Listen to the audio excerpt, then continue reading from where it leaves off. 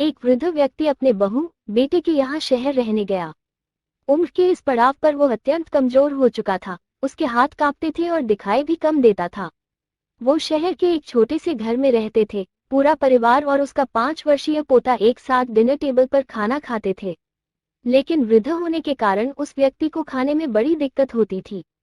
कभी मटर के दाने उसकी चम्मच से निकलकर फर्श पे बिखर जाते तो कभी हाथ से दूध छलक कर मेजपोश पर गिर जाता था। बहू और बेटे 1-2 दिन ये सब सहन कर रहे थे और अब उन्हें अपने पिता के इस व्यवहार से चिढ़ होने लगी। लड़के ने कहा, हमें इनका कुछ करना पड़ेगा। बहू ने भी हाँ में हाँ मिलाई और बोली, आखिर कब तक हम इनकी वजह से अपने खाने का मजाक किरकिरा करते रहेंगे और हम चीजों का नुकसान होते हुए भी नहीं देख सकते। अगले ही दिन जब खाने का वक्त हुआ तो बेटे ने एक पुरानी सी मेज को कमरे के कोने में लगा दिया। अब उन्होंने अपने पिता को वहीं अकेले बैठकर अपना भोजन करने को कहा था। यहाँ तक कि उनके खाने के बर्तनों की जगह एक लकड़ी का कटोरा दे दिया गया ताकि अब और बर्तन न टूट फूट सके।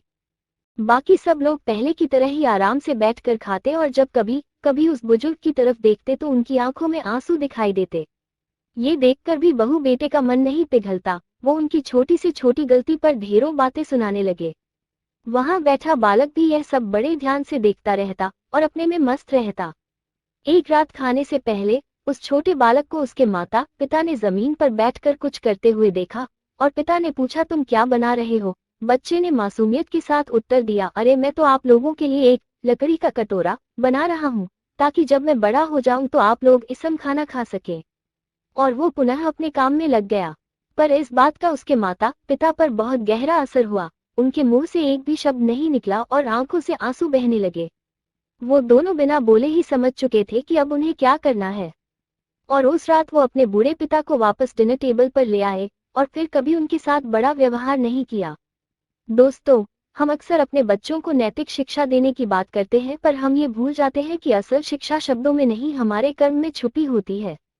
अगर हम बच्चों को बस ये उपदेश देते रहे कि बड़ों का आदर करो, सबका सम्मान करो और खुद इसके उलट व्यवहार करें तो बच्चा भी ऐसा ही करना सीखता है। इसलिए कभी भी अपने पेरेंट्स के साथ ऐसा व्यवहार ना करें कि कल को आपकी संतान भी आपके लिए लकड़ी का कटोरा तैयार करने लगे।